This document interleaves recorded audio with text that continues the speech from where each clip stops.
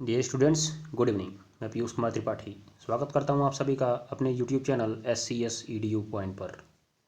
जैसा कि आप सभी लोग जानते होंगे, इस समय हम लोग बोर्ड एग्जाम कैप्सूल श्रृंखला के तहत 2020 में आए हुए अनसॉल्व पेपर को सॉल्व कर रहे हैं। तो जल्दी जल्दी जुड़ जाइए क्योंकि हम लोग आज की क्लास शुरू करने वाले हैं। तो आइए बिना देर किए हुए हम लोग आज की क्लास को शुरू करने वाले हैं। अपने मित्रों को भी जल्दी जल्दी बता दीजिए कि वो क्लास लेने के लिए तैयार हो जाएँ।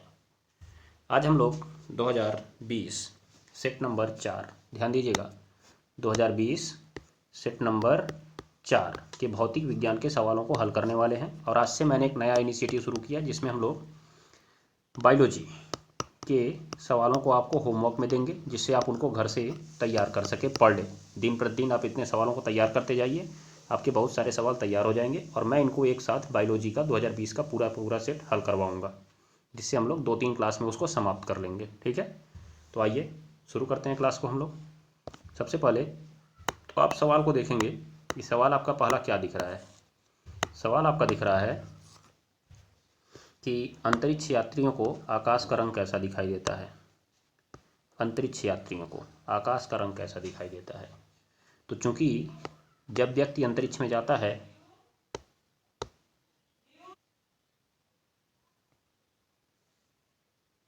तो देखिए क्या कहा गया है कि जब अंतरिक्ष यात्री अंतरिक्ष में जाते हैं तो वहाँ पर वायुमंडल नहीं होता है। याद कर लीजिएगा, वहाँ पर वायुमंडल नहीं होता है। ठीक है, तो आप लिखेंगे आंसर में, चूंकि अंतरिक्ष में वायुमंडल नहीं होता है इसलिए वहाँ पर प्रकाश का प्रकीर्णन नहीं हो पाता है। क्या नहीं हो पाता है जी? प्रकाश का प्रकीर्णन। आपको प्रकाश का प्रकीर्णन पढ़ाया गया था ना।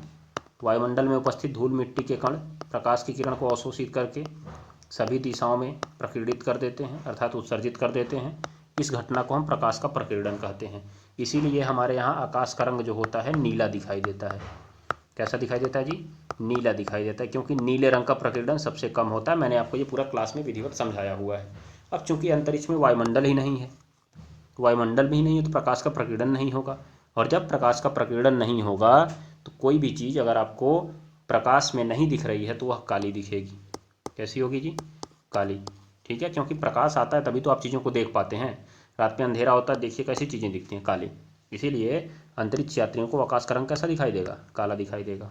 ठीक है, तो ये आपको समझ में आ गया होगा सवाल। चलिए अगले सवाल को देखते हैं हम लोग।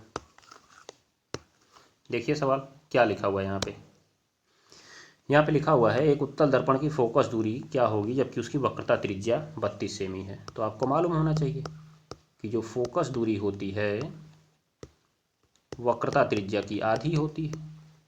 फोकस दूरी जो होती है वक्रता त्रिज्या की आधी होती है। ठीक है, तो वक्रता त्रिज्या का आधा मतलब 32 की बट्टे 2 कट के आ जाएगा तो 16 सेमी। बस ये हो गया आपका आंसर। इस तरह से आप बता सकते हैं, दूसरा ऑप्शन इसका सही है। ठीक है, तो आइए अगला सवाल देख लिया जाए। ओम के नियमानुसार धारा के विभवांतर में ग्राफ बनेगा। धारा के विभवांतर में ग्राफ बनेगा जी, मतलब धारा का विभवांतर के साथ ग्राफ क्या बनेगा। तो आप देखिए, जब आपने इस टाइप से बनाया हुआ था इसको, ग्राफ को यहाँ पे I लिखकर और यहाँ पे V लिखकर, तो आपको जो ग्राफ मिला था एक सीधी रेखा मिला था कि नहीं मिला था। तो हमेशा ग्राफ इसमें कैसे मिलता है? एक सीधी रेखा मिलता है। और ये आपको कहाँ मिलेगा? जाके आप पीछे की क्लासेस में थंबनेल देखिए, जहाँ हमने ओम के नियम का सत्यापन कराया है परिपथ में। ओम के नियम का परिपथ में हमने सत्यापन कराया हुआ है, वहीं पर आपको ये मिल जाएगा। ठीक है, ध्यान में रखिएगा और अच्छे से उसको याद कर लीजिए बढ़िया से, क्योंकि ये सवाल आपसे पूछा जा सकता है। तो देखिए बहुविकल्पी में आया, ये दीर्घ उत्तरी में भी आपसे पूछा जा सकता है। ठीक है, तो कैसी होती है? एक सरल रेखा होती है ग्राफ उसकी। फिर करा एक लघुपथित परिपथ। लघुपथित मतलब जी शॉर्ट सर्किट, जो आप लोग नॉर्मली बोलते हैं शॉर्ट सर्किट। ठीक है, तो शॉर्ट सर्किट में धारा का मान क्या होता है? शॉर्ट सर्किट में क्या होता है? चूंकि परिपथ छोटा बन जाता है और प्रतिरोध हो जाता है कम। जैसे ही प्रतिरोध कम होता है धारा हो जाती है अधिक। ठीक है, क्योंकि फॉर्मूला जो आपका होता है I = V/R होता है, मतलब I और R में उल्टा संबंध। R ज़्यादा तो I कम, I ज़्यादा तो R कम हो जाएगा। तो तुरंत ही क्या हो जाता है? धारा का मान अधिकतम हो जाता है। धारा का मान क्या हो जाता है? अधिकतम। तो आपका ऑप्शन नंबर 3 सही हो जाएगा। तो लघुपथित परिपथ में धारा का मान कैसा होता है, अधिकतम होता है। आप इस बात को अपने दिमाग में बैठा लीजिएगा, ठीक है ना। चलिए तो अब अगला सवाल देखना शुरू करते हैं। आप बताइए जरा इस सवाल का आंसर क्या होगा, बोलिए। तो चलिए शुरू हो जाइए। देखिए सवाल में क्या लिखा हुआ है, कह रहा है मिट्टी का तेल,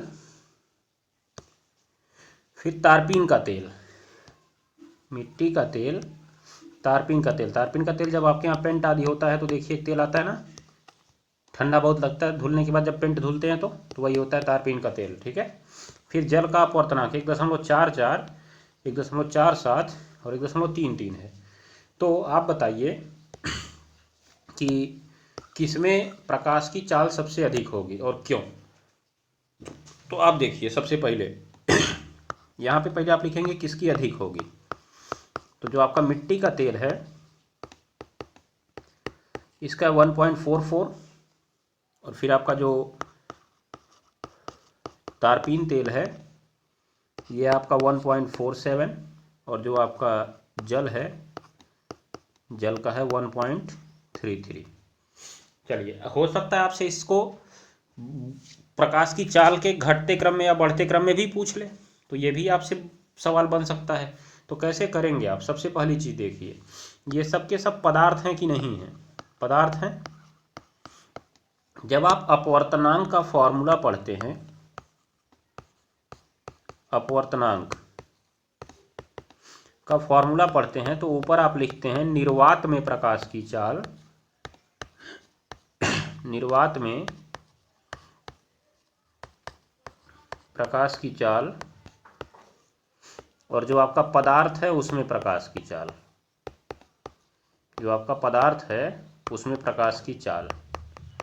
मैं चीज़ों को इसलिए बोलता जा रहा हूँ कि हो सकता है राइटिंग थोड़ी सी मेरी खराब हो, तो आप लोग समझ लीजिएगा।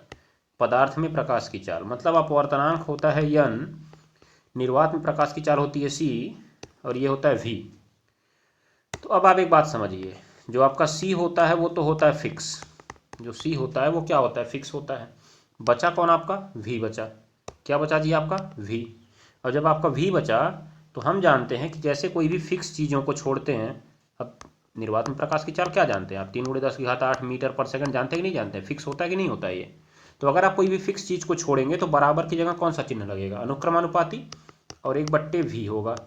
तो बताइए ये जो पदार्थ में प्रकाश की चाल है उसका अपवर्तनांक से कैसा संबंध है, उसका अपवर्तनांक से कैसा संबंध है, जरा बोलिए तो कमेंट बॉक्स में तुरंत जल्दी बोलिए। कैसा संबंध है, उल्टा संबंध है। कैसा संबंध है जी, उल्टा संबंध।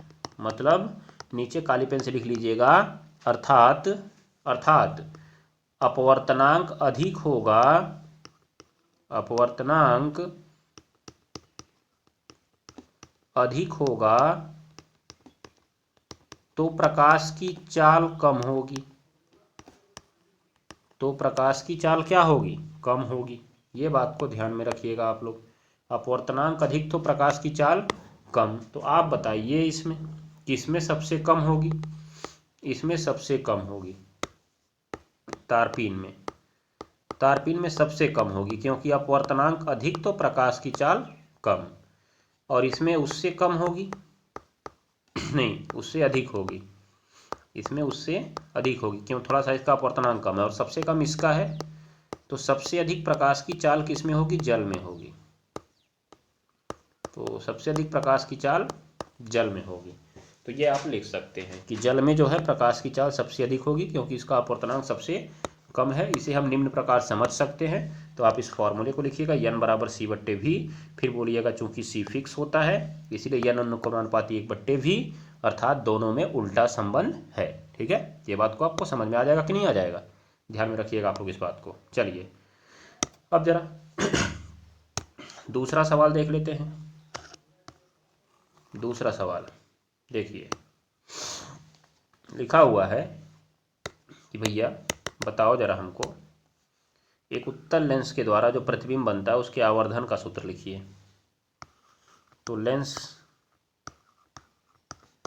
का आवर्धन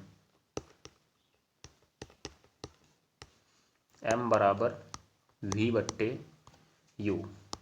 बराबर I/O, ये आपका सूत्र है। अब बोल रहा है कि क्या यह ऋणात्मक और धनात्मक दोनों हो सकता है। तो आप पहले एक बात याद कर लीजिए कि अगर उल्टा प्रतिबिंब है, उल्टा प्रतिबिंब है तो आवर्धन ऋणात्मक होता है, तो आवर्धन ऋणात्मक होता है, -VE होता है। और अगर सीधा प्रतिबिंब है, सीधा प्रतिबिंब है तो आवर्धन पॉजिटिव होगा। क्या होगा? पॉजिटिव होगा। हो जाएगा ना, ये बात को आप ध्यान में रखिएगा। तो आप बताइए कि उत्तल लेंस में हमेशा उल्टा ही प्रतिबिंब बनता है कि कभी सीधा भी बनता है? बोलिए, उत्तल लेंस में हमेशा उल्टा ही प्रतिबिंब बनता है कि कभी सीधा भी बनता है? तो उत्तल लेंस में एक परिस्थिति में सीधा प्रतिबिंब बनता है। उत्तल लेंस में एक प्रतिबिंब में सीधा प्रतिबिंब बनता है एक स्थिति में। कब? जब आप उसके प्रथम फोकस और प्रकाशिक केंद्र के बीच रखते हैं। प्रथम फोकस और प्रकाशिक केंद्र के बीच रखते हैं तो सीधा प्रतिबिंब बनता है, मतलब उसका आवर्धन धनात्मक हो जाएगा। क्या हो जाएगा जी? धनात्मक। तो ऐसे लिखेंगे आप, उत्तल लेंस में, उत्तल लेंस में आवर्धन सदैव ऋणात्मक होता है, सदैव ऋणात्मक होता है, परंतु जब वस्तु F1 व प्रकाशिक केंद्र के बीच होती है, F1 व प्रकाशिक केंद्र के बीच होती है, बीच होती है तो धनात्मक होता है, धनात्मक होता है। ठीक है ना, ये बात को आप ध्यान में रख लीजिएगा। जबकि आप जब अवतल की बात करेंगे, अवतल की, तो अवतल का जो आवर्धन है हमेशा धनात्मक होता है। अवतल का आवर्धन हमेशा धनात्मक होता है, ये बात को आप अपने दिमाग में बैठा लीजिए। इसका ऋणात्मक होता है परंतु एक स्थिति में धनात्मक होता है। कब? जब F1 और प्रकाशिक केंद्र के बीच रखते हैं तब। और अवतल में हमेशा धनात्मक होता है। अवतल में हमेशा धनात्मक होता है और एक से छोटा होता है, और एक से छोटा होता है। ये बात को ध्यान में रखिएगा, अवतल का हमेशा धनात्मक और एक से छोटा, याद रख लीजिएगा इस बात को। और जबकि उत्तल लेंस में, उत्तल लेंस में आपका एक से छोटा भी हो सकता है, एक भी हो सकता है और बड़ा भी हो सकता है, मतलब कुछ भी हो सकता है अवतल, उत्तल में। उत्तल में आप लिख लीजिएगा कुछ भी हो सकता है, कुछ भी। ठीक है, और अवतल में केवल एक से छोटा रहेगा हमेशा। उत्तल में आपका आवर्धन ऋणात्मक धनात्मक दोनों हो सकता है, लेकिन अवतल में आपका केवल धनात्मक होता है। ठीक है, ये बात को आप दिमाग में अपने बैठा लीजिएगा। चलिए अब उसके बाद आ जाइए इस सवाल पर। पीछे हो चुका है ना सवाल हम लोग का? ठीक है, हो चुका है। आगे आइए अब इस सवाल पर। अब देखिए, कह रहा है भैया 1 किलोवाट घंटा में कितने जूल होते हैं। ये तो मैंने आपको पीछे भी बता दिया है, एक बार मैं फिर आपको बता देता हूँ। 1 किलोवाट घंटा नॉर्मल ही है। मैंने कहा था कि आपके पास 1 किलोवाट है तो आप इसको लिख लीजिए 1000 वाट इंटू घंटा। ध्यान दीजिएगा, जूल लिखना है आपको, जूल में बदलना है ना, जूल में। तो पहले जो वाट है, वाट को क्या बोलते हैं आप? वाट किसका मात्रक है? शक्ति का, और शक्ति का होता है जूल बट्टे सेकेंड। ठीक, अब जो घंटा है, घंटा में आपका कितने सेकंड होते हैं जी? 1 घंटा में होते हैं 3600 सेकंड। तो आपके सेकंड से सेकंड जो होंगे कट जाएंगे। 3600 में 1000 का गुणा हो जाएगा तो 3 जीरो उसके आगे लग जाएगा, यही आंसर आपका जूल में आएगा। अगर आपको वैज्ञानिक संकेतन में बदलना है तो यहाँ से गिनिए, देखिए गिनिएगा यहाँ से आप 1 2 3 4 5 6 अंक, 6 अंक पहले लगा दीजिएगा तो 3.6 हो जाएगा और गुणे 10 की घात 6 जूल हो जाएगा। ये होगा आपका आंसर। और इम्पॉर्टेंट है, याद कर लीजिए, नहीं खोपड़ी मार्क फोड़ देंगे आप लोग की, समझ लीजिएगा। इंपॉर्टेंट चीज़ है ये, बहुत आसान सवाल है। 3.6 गुणे 10 की घात 6 जूल। ठीक है, चलिए अब उसके बाद देखिए आप लोग सवाल कह रहा है कि एक लेंस की फोकस दूरी की गणना कीजिए, उसकी क्षमता -2 डायोप्टर है, यदि +1 डायोप्टर की क्षमता वाला लेंस उसके साथ जोड़ दिया जाए तो संयुक्त लेंस की फोकस दूरी क्या होगी। मतलब आपको एक लेंस दिया गया जिसकी फोकस दूरी की गणना करनी है आपको, उसकी क्षमता -2 डायोप्टर है। क्या है? -2 डायोप्टर है। तो आप बताइए कि किस लेंस की जो क्षमता होती है ऋणात्मक होती है, किस लेंस की होती है बताइए आप। अवतल लेंस की होती है। किसकी होती है? अवतल लेंस की क्षमता ऋणात्मक होती है, क्योंकि अवतल लेंस की फोकस दूरी माइनस में होती है ना, याद रख लीजिएगा आपको, जबकि उत्तल लेंस की फोकस दूरी तो प्लस में होती है, इसलिए वो धन में आएगा। तो ये आपका उत्तल लेंस है, ये आपका उत्तल लेंस है और ये आपका अवतल लेंस है, दोनों को संयुक्त। देखिए सबसे पहली चीज़ लिखा हुआ है इसमें, पहले लेंस की क्षमता -2D, तो आपको मालूम चल गया है ये कि अवतल लेंस है। ये कौन सा लेंस है जी? अवतल लेंस है। अब आप इसको सॉल्व करिए, फोकस दूरी आपको निकालना है। क्या निकालना है आपको? फोकस दूरी आपको निकालना है। तो चूंकि आप जानते हैं कि क्षमता जो P का फॉर्मूला होता है वो 100/F होता है। कितना होता है? 100/F। तो आप अगर F को इधर भेज देंगे तो P चला जाएगा नीचे, मतलब 100/P हो जाएगा। तो जब आप इधर रखेंगे तो 100/P का मान -2 कट जाएगा तो -50 सेमी, मतलब जो F है वो आ गया -50 सेमी। किसका F आया? ये देखिए, पहला है एक लेंस की फोकस दूरी की गणना कीजिए यदि उसकी क्षमता -2D है। देख रहे हैं नहीं देख रहे हैं? ध्यान में रखिएगा। तो पहले जो इस लेंस की निकली है वो निकली है। अब आपको कहा गया एक D क्षमता वाले लेंस के साथ इसको जोड़ दिया जाए, मतलब अब इसको संयुक्त लेंस बनाइए। क्या बनाइए? संयुक्त लेंस। संयुक्त लेंस बनाइए और संयुक्त लेंस में पहले की जो क्षमता दी गई है उसको लिखिए। पहले की क्षमता कितनी दी गई है? पहले की क्षमता आपको दी गई है P1 बराबर -2 डायोप्टर, -2 डायोप्टर। और फिर आपको दूसरे की क्षमता दी गई है, दूसरे की क्षमता, तो दूसरे की क्षमता दी गई है P2 बराबर +1 डायोप्टर। तो आप समझिए कि जब भी आप संयुक्त लेंस की क्षमता निकालेंगे तो इनकी क्षमताओं को अलग अलग जोड़ देंगे। मतलब अगर संयुक्त लेंस की क्षमता आप निकालना चाहते हैं तो आप इनकी क्षमताओं को अलग अलग जोड़ दीजिएगा। P1 प्लस कर दीजिएगा P2। P1 है आपका -2 डायोप्टर और प्लस P2 है आपका 1 डायोप्टर, प्लस में है। तो बचेगा क्या आपका? -1 डायोप्टर बचेगा। कितना बचेगा जी? -1 डायोप्टर बचेगा। हो जाएगा ना? ये बात को आप ध्यान में रख लीजिएगा।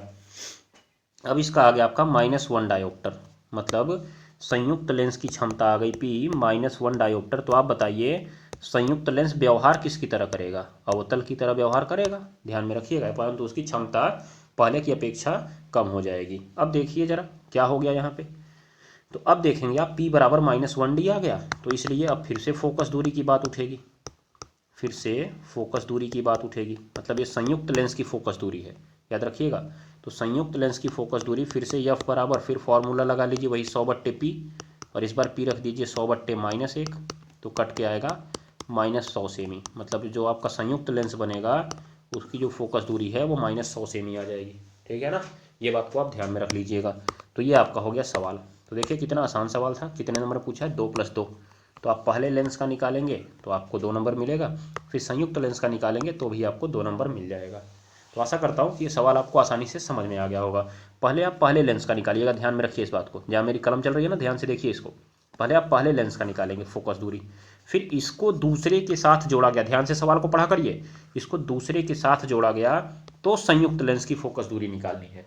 तो संयुक्त लेंस की क्या निकालनी है? फोकस दूरी निकालनी है। ये बात को ध्यान में रखिएगा। तो पहले जो अकेला लेंस था आपने उसका निकाल लेना है, जो पहला लेंस था आप उसका निकाल लेंगे। ठीक है? फिर आपको दोनों को संयुक्त करना है, और संयुक्त करते समय कुछ मत करिएगा, जो दोनों की क्षमता दी गई है ना उसको जोड़ दीजिएगा। हो सकता है फोकस दूरी देकर भी आपको बोल दे, तो फोकस दूरी से पहले आप क्षमता निकालिएगा फिर जोड़िएगा। फोकस दूरी से पहले आप क्षमता निकालिएगा फिर जोड़िएगा। ठीक है? ध्यान में रखिए। उसके बाद आपका यहाँ पे संयुक्त लेंस की निकल जाएगी, आप उसकी फोकस दूरी अब निकाल सकते हैं आराम से। हो जाएगा ना? ये बात को ध्यान में रखिए। तो आज के लिए बस इतना ही। अब हम अगला काम कल की क्लास में करेंगे। तब तक आज आप बायोलॉजी का अपना होमवर्क ले लीजिए। सबसे पहले देखिए, कह रहा है कि पौधों में जल का परिवहन किसके द्वारा होता है, तो आपको मालूम होना चाहिए पौधों में जल का परिवहन जो होता है जाइलम के द्वारा होता है। एक मिनट, हाँ जाइलम, कल मैंने आपको कोड बताया था ना कल की क्लास में, जाइलम, ज से ज, ठीक है। इसकी क्रिया विधि को समझाइए, तो आप पूरी इसकी क्रिया विधि को समझाएंगे। 4 नंबर का ये सवाल है। कायिक प्रवर्धन, जो आपको मैंने कहा था यही एक प्रवर्धन है अलैंगिक जनन में, अलैंगिक जनन में यही एक जनन है जो आपसे अलग से पूछा जा सकता है, ठीक है। इसकी विधियों को उदाहरण सहित बताइए, तो आपको प्राकृतिक कायिक प्रवर्धन और कृत्रिम कायिक प्रवर्धन को उदाहरण के साथ बता देना, जो मैंने आपको कॉपी में लिखवाया हुआ है स्पष्ट रूप से, ठीक है। एक दिन मैं इनकी अलग से क्लास लूँगा तो सबको हम लोग एक साथ सॉल्व कर लेंगे। फिलहाल आप होमवर्क में इनको करते जाइए। तंत्रिका तंत्र क्या है इसको परिभाषित करना है, और तंत्रिका कोशिका का नामांकित चित्र बनाना है। मैंने आपसे कहा है कि जितने भी फिगर हैं आपके बायोलॉजी में, सभी फिगर को एक बार अलग से 4-5 पेज के अंदर बना लीजिए, और आप उनको लेके चले जाइएगा एग्जाम सेंटर पे, और एग्जाम हॉल में जाने से पहले एक बार उसको ध्यान से देख लीजिएगा, और कागज़ को बाहर फाड़ कर फेंक दीजिएगा, ठीक है। नहीं तो अपनी किसी बाइक आदि में इसको रख दीजिएगा, ये बात को ध्यान में रखिए, लेकिन अंदर लेके मत जाइएगा, ये मत लेके हमारे गुरुदेव बोले अंदर ले जाने के लिए, ठीक है। परिवार नियोजन की विभिन्न विधियां हैं, इसको आपको पढ़ना होगा। 4 नंबर में सवाल पूछा गया है, ध्यान में रखिएगा। कहाँ पर मिलेगा, जीव जनन कैसे करते हैं, इस चैप्टर में आपको मिलेगा, जीवों के जनन में, ठीक है, ध्यान में रखिएगा। उसके बाद देखिए आप लोग यहाँ पे हार्मोन्स, पादप हार्मोन्स क्या हैं, किन्हीं 3 पादप हार्मोन्स के नाम लिखिए, उनके कार्य भी बताइए।